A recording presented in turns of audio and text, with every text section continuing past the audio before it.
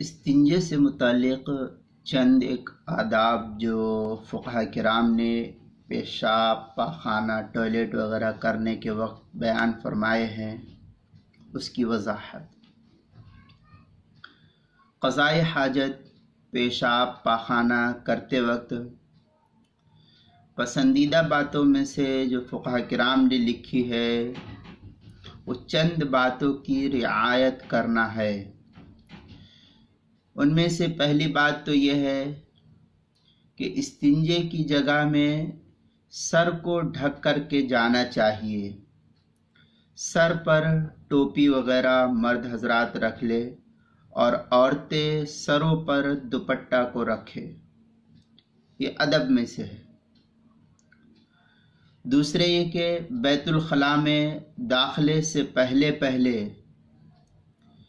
دعا پڑھے، جو دعا احادیث کے اندر مسنون فرمائی گئی ہے۔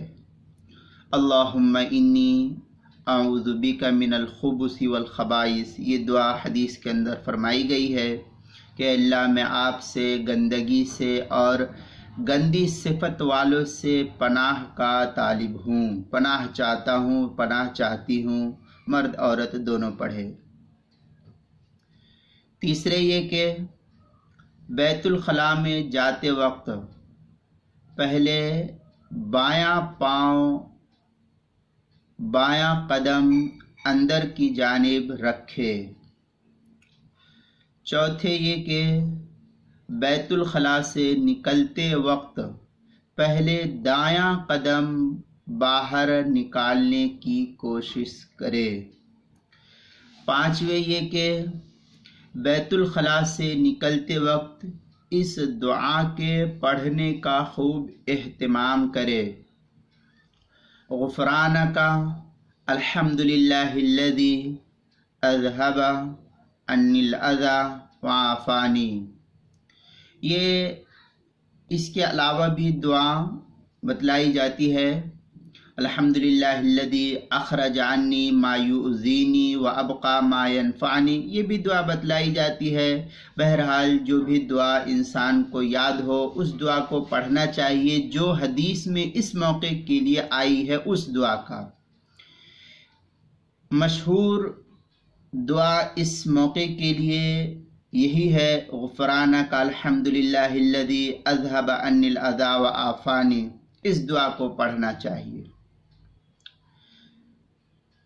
کہ اللہ میں آپ کی مغفرت کا طالب ہوں۔ تمام خوبیاں اللہ تعالیٰ ہی کے لیے ہے، جس نے نقصان دہ چیزوں کو میرے اندر سے نکال دیا اور نفع بخش چیزوں کو میرے اندر باقی رکھا۔